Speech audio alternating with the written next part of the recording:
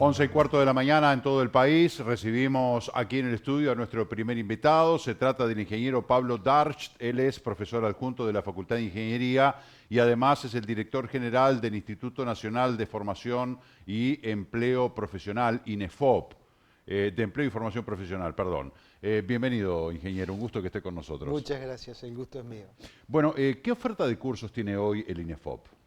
Bueno, el INEFOP tiene una oferta amplia, variada, y yo diría por varios canales. Es decir, por un lado, una oferta eh, ajustada a las necesidades de cada uno de los lugares donde se imparten esos cursos, presencial, en algunos casos semipresencial, con partes por computadora y partes en el salón, y tiene una oferta también que es de algunas alternativas que son enteramente a distancia. Esto ha sido también una evolución forzada en cierta forma por la pandemia, pero que estamos volviendo a un nivel distinto del que teníamos antes de la pandemia, en el sentido de que antes de la pandemia solo se daban cursos en forma tradicional, y eso es bueno, pero pone una serie de restricciones al alcance, a la diversidad, a la simultaneidad de los temas que se pueden tratar.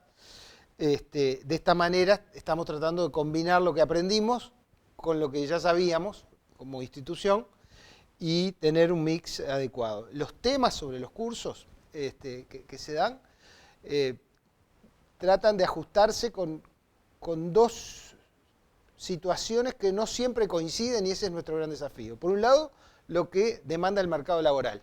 ¿Qué están pidiendo las empresas?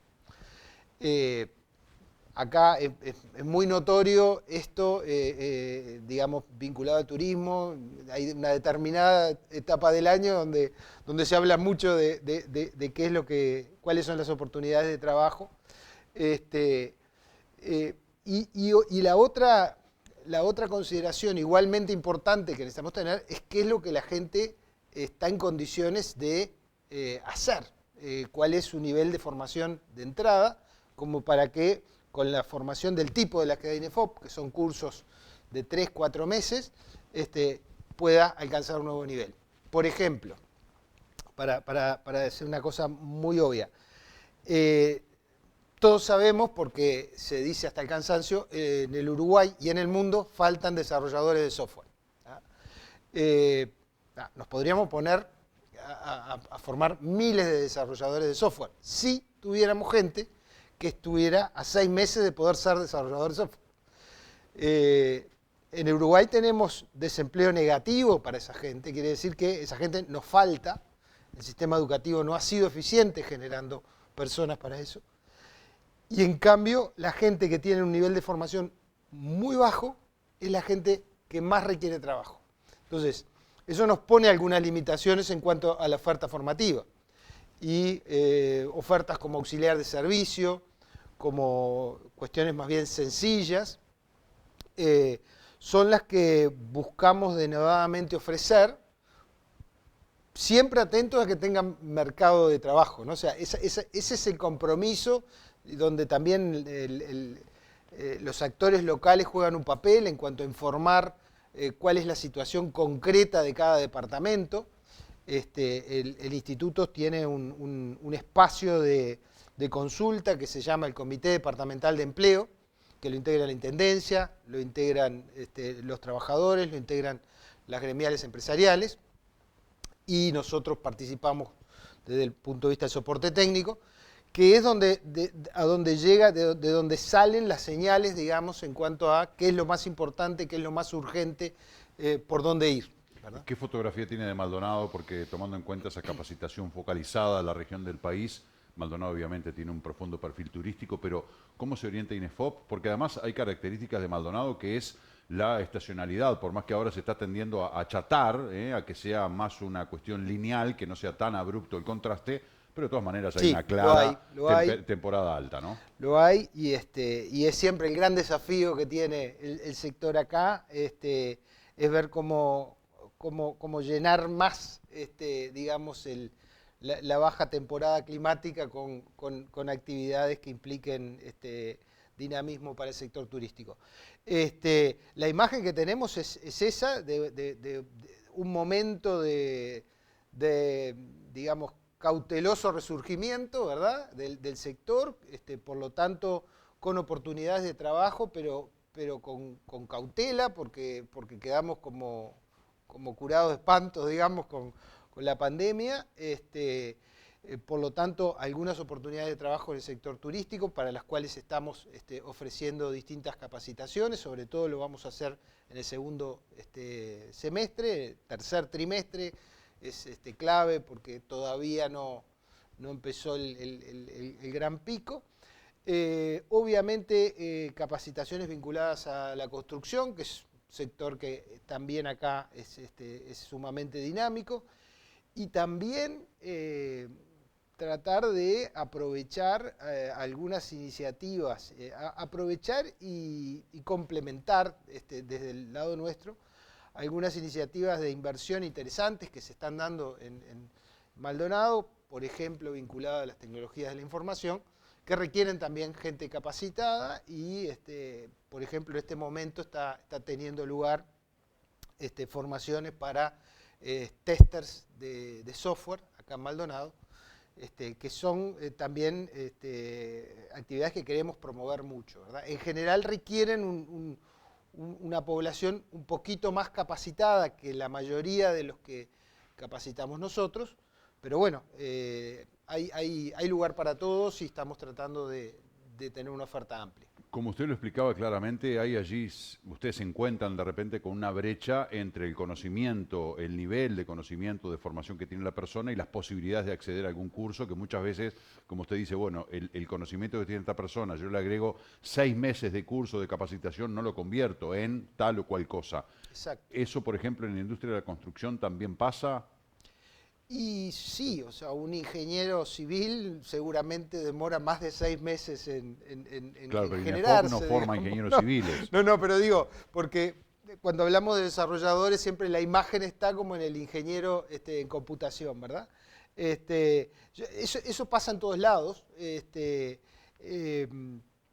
pero también hay que buscar, y el mundo va cada vez más hacia eso, oportunidades que permitan reconvertir capacidades, porque muchas veces si yo parto de una persona que por cuestiones de la vida hizo unos pocos años de formación y de repente algunos años de liceo y quedó ahí, sí no puedo aspirar a que esa persona termine haciendo una tarea que en general la hacen personas que estudiaron 13, 14 años, porque sería muy fácil, si no la vida misma, ¿verdad? Ahora, puede pasar que alguien que estudió muchos años para algo quiera reconvertirse para otra cosa totalmente distinta. Y eso estamos estudiando, incluso junto con el Ministerio de Trabajo y el Banco Mundial, las proximidades entre las ocupaciones, que permiten identificar aquellas ocupaciones que están próximas en cuanto a qué competencias requieren y cruzando eso con el riesgo de automatización, que es un término que se utiliza mucho ahora, que quiere decir básicamente cuánto es esperable que sea sustituida de esas tareas por computadoras, por máquinas. Pero y ahí hay una automática generación de otra cosa, porque una máquina hace que en vez de yo agarrar mi teléfono, de acá un ejemplo banal, ¿no? En vez de yo agarrar mi teléfono va a haber una máquina que me lo alcance en la mano. O va a haber alguien que en vez de una señora que deja este estudio todas las mañanas impecable de limpieza, lo hace un robot. Bueno, esa mujer se queda sin trabajo, bueno, pero ¿quién repara el robot? ¿No? O sea, sí, ahí va lo de la reconversión que usted dice. Sí, que en ese ejemplo, en forma quizás hasta brutal, muestra algunas características. Está claro que fue un ejemplo muy básico, ¿no? Pero muestra una característica brutal que tienen todas las revoluciones tecnológicas, también esta, y es que tiene dos características. Una es que en general genera más empleos de los que se quitan. O sea, es probable que eso termine generando más empleo. Lo ha pasado en todas las otras revoluciones anteriores. pero lo que es brutal es que obviamente quien hacía la tarea antes no es la misma persona que hace la tarea después. Por lo tanto, no es un problema de cantidad de empleos. ¿Necesariamente no es la misma persona? Bueno, ¿O mayoritariamente? son personas con competencias distintas, ¿verdad? Claramente se requieren distintas competencias para limpiar la alfombra que para arreglar una aspiradora. Entonces, tenemos que tratar de reconvertir a la gente. A eso le iba a preguntar. ¿No hay posibilidad de que la persona pero con INEFOP pueda reengancharse? a eso nos dedicamos, y seguir prendido ahí? Pero lo que ocurre, y está estudiado, y es así, es que de repente el que va a reparar las aspiradoras no es el que se quedó sin trabajo porque no puede hacer más la limpieza manual de la aspiradora, sino quizá el que trabajaba en una oficina frente a una planilla de cálculo haciendo cuentas que ahora está siendo sustituido por inteligencia artificial. Entonces, ese tipo de reconversión, y esa es la proximidad a la que me refiero. De repente estamos dedicados a cosas que parecen no tener nada que ver, pero el tipo de capacidades que usamos son las mismas que usaríamos para una profesión emergente. Entonces, esas son las oportunidades de reconversión que tenemos que identificar, primero porque buscamos mejores trayectorias laborales, y por otro lado, porque si como sociedad invertimos en formar a una persona muchos años, y esa persona podemos darle otro lugar, bueno, como sociedad somos más eficientes, además de ser alguien más feliz seguramente, ¿verdad? Dos cosas, y ya tenemos que redondear. Por un lado, el tema de capacitar gente y que después se vaya al exterior, ¿no? Pasa. Y claro, invertimos, porque las ofertas laborales son mejores, más tentadoras y mejor remuneradas afuera que en Uruguay, lamentablemente. Sí, también pasa lo contrario. ¿En qué sentido? Tenemos muchos venezolanos en particular que están trabajando bueno, acá hay que tomar en cuenta de qué ayudándonos. situación huyen, ¿no? Que de repente huyen despavoridos por la situación política, económica y social, que no tienen empleo y que para comprar un kilo de pan necesitan una fortuna de plata, y aquí en Uruguay no encuentran un lugar. Están muchos trabajando, ganando salarios mínimos de repente, pero ganan su salario, pueden vivir digna y tranquilamente. No sé si dignamente, porque con un salario mínimo es difícil vivir. Y lo otro que le quería preguntar, usted dice, bueno, tenemos que preparar esta gente para los trabajos o para lo que vamos o lo que van a hacer, cuando en realidad muchos de los empleos futuros quizá hoy no existan. Eso es cierto. No existen. Ni existen. Seguro. ¿Cómo hace un instituto capacitador para capacitar a alguien en algo que no existe todavía? A ver, ese es en parte, hay una parte de ese problema que no tiene solución. Las destrezas concretas que se necesitan, que se necesitarán, no se conocen. Por lo tanto, lo que sí se sabe es que vamos a pasarnos la vida aprendiendo. Porque cualquier cosa que se necesite dentro de 10 años, con seguridad no es la misma que se va a necesitar dentro de 20. Entonces yo estoy formando una persona que tiene 20, 25 años ahora, va a pasar por todas esas etapas. La formación continua. Entonces, la formación continua, y entonces lo que sí podemos invertir ahora, y el instituto está haciéndolo activamente, es en las competencias transversales, sobre todo aprender a aprender, ser flexible, ¿verdad?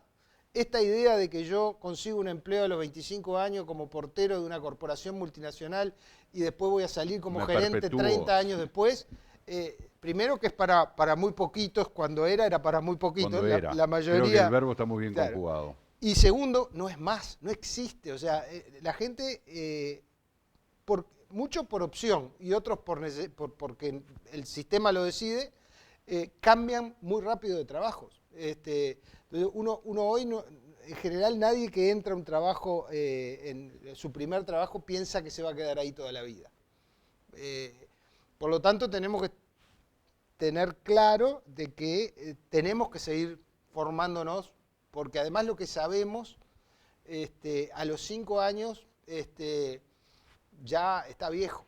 Salvo que estemos en esa mejora continua, ¿no? Por eso, tenemos que yo aprendí hace 5 años lo tengo actualizado hoy, ¿no? Claro. Un enorme desafío, ¿no? Para INEFOP. Es un enorme... el formar gente, capacitarla, porque la idea es capacitarla para que adquiera conocimientos y tenga una buena inserción y rápida inserción laboral. Exacto. Por lo tanto, digo, hay que estar manejando las piolas de esta situación de manera equilibrada, que no es sencillo. Bueno, nos quedaron un montón de temas para hablar. El tema de la financiación, de los cursos, de todo eso que aportamos los trabajadores, ¿no? Al Fondo de Reconversión Laboral. En el recibo de sueldo viene FRL y un descuento. Bueno, eso va a, capacitar cursos y gente. Eso es lo que financia todo lo que hacemos, y por esa razón también los cursos son gratuitos para la gente. O sea, el INEFOP los paga, pero para la gente son gratuitos. En realidad lo pagamos los trabajadores, ¿no? Y los empleadores. Los paga usando los fondos Exactamente. del Fondo de Reconversión Laboral, como usted bien decía, y los fondos que además aporta el gobierno, que ya que estamos, lo voy a decir, el año pasado, por primera vez desde 2012, el gobierno nacional hizo aportes al instituto. Esto es bien importante decirlo porque... Era deficitario el INEFOP. El INEFOP fue muy ineficiente gastando dinero, o sea, ofrecía poca capacitación y por lo tanto gastaba poca plata entre 2010 y 2015. En 2015 a 2020 fue muy bueno gastaba mucho más de lo que tenía porque tenía en el banco lo que no había sabido gastar antes. Ahora estamos tratando de lograr un equilibrio, pero que ese equilibrio también toma en cuenta el aporte del Poder Ejecutivo. Y es importante esto en días donde se habla permanentemente de que este gobierno no tendría sensibilidad social y un montón de cuestiones, saber que a diferencia del gobierno anterior, este gobierno sí está poniendo recursos de rentas generales para complementar lo que tiene que poner en el presupuesto del instituto, que es una ley que estaba vigente y que sigue vigente ahora, ¿verdad?